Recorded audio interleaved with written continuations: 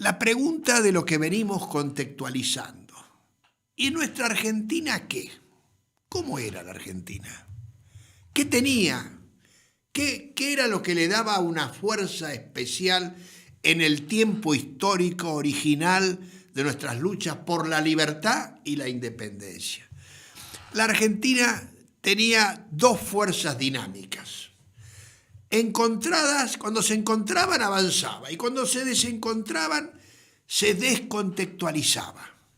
Una fuerza dinámica estaba en el puerto, en Buenos Aires, en una ciudad que no tenía las ventajas que tenía el interior, porque, como dijo Ortega y Gasset cuando visitó la Argentina y le preguntaron, la Argentina es un país puber, es un país joven, y Ortega le contesta, allá arriba, o sea, donde estamos nosotros ahora, allá arriba, a los 1.200, 1.300, 1.400 metros de altura, tienen más de 400 años de historia. Y aquí, no. Y entonces, decía Ortega, para poder solucionar el astigmatismo, la miopía de la mirada, hay que abarcar las dos cosas.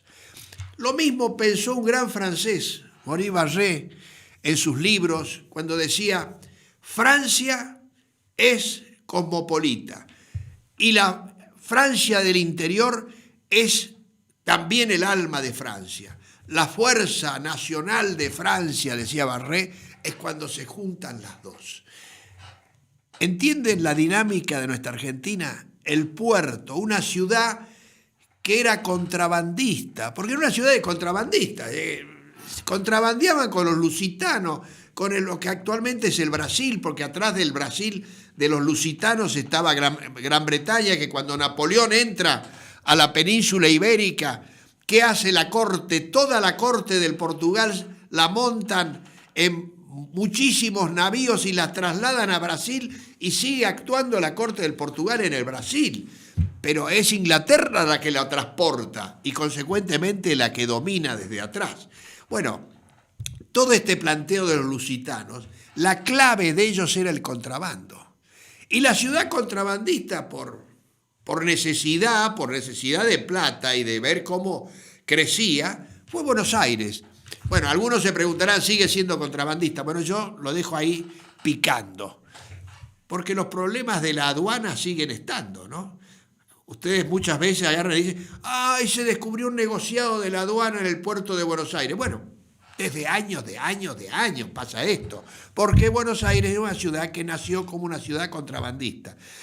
A veces fue una hermana mayor y muchas veces fue una hermanastra, una hermana que no quería a las otras hermanas. Y en este sentido, ¿cómo nació la fuerza de sentir que podíamos ser libres? Cuando los ingleses invaden Buenos Aires, 1806-1807, los ingleses saben que Napoleón había cercado toda Europa y no podían comerciar y necesitaban que su producción industrial fuera a algún lado y tenía que ir acá. Era importantísimo tener la producción acá, pero para eso había que sacarle a España el puerto y la fuerza del interior, la minería del Potosí y todo lo demás. Pero lo tenían que hacer medio ambiguamente, porque también negociaban con España para pelear contra Napoleón los ingleses. En esa ambigüedad súper inteligente de política internacional que tenían, porque los ingleses no tenían amigos ni enemigos permanentes, tenían intereses permanentes. Y ahí es donde jugaban ambiguamente en función de sus intereses. En esa función invadieron, pero se encontraron con una ciudad que era un fuerte, porque cada casa era un fuerte. Las casas tenían azotea, eran casas chatas con azotea, no había de 2 pisos. Buenos Aires no tenía casas de 2 pisos. Tenía Salta, por ejemplo, pero Buenos Aires no. Era Salta o Cusco, mucho más. Entonces, para que comparemos lo que era el Cusco y lo que era Buenos Aires, ¿no? Hoy nos damos cuenta si la miramos con perspectiva histórica. Bueno, invaden los ingleses Y se encuentran que cada casa es una fortaleza y que caminar por las calles de Buenos Aires no era como caminar en Europa, eran pantanos puros y consecuentemente se encontraron con una resistencia de la tierra y de lo que se había construido en función del puerto, en función del contrabando. Entonces se resistió, pero acá combatieron también de las provincias, contra los ingleses. Aparecieron los grandes caudillos en la lucha contra Inglaterra, entre ellas Güemes. Ya lo vamos a hablar en otra cápsula del tiempo, cómo actuó Güemes en las invasiones inglesas. Pero lo que les quiero decir, y esto es lo que me parece importante, nosotros nacimos a la vida independiente luchando contra la Revolución Francesa. ¿Por qué? Porque España se resistió a la invasión de Napoleón. Y acá también se formaron juntas. Nacimos luchando contra la Revolución Industrial Inglesa porque no aceptamos que se metieran con nosotros. Estados Unidos estaba lejos y no era competencia. Así que la presencia nuestra en el mundo fue luchando contra el mundo. Qué curioso, ¿no? Porque hoy muchas veces se dice, no, ahí tenemos que aliarnos con el mundo. Sí, hay que aliarse, pero hay que tener el sentido de la pertenencia, de la querencia, de los arraigos, de las raíces.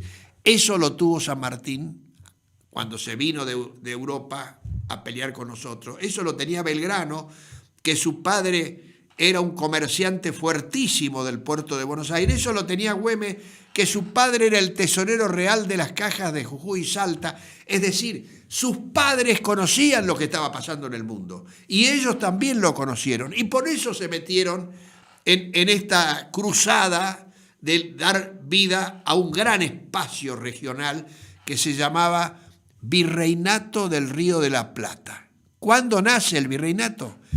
1776, cuando se declara la independencia de Estados Unidos, cuando Adam Smith, el famoso padre del liberalismo económico, tenía 5 generaciones de aduaneros ingleses, escoceses, o sea que sabían cómo manejar la aduana para regular la aduana en función de que creciera la industria inglesa para poder competir en el mundo.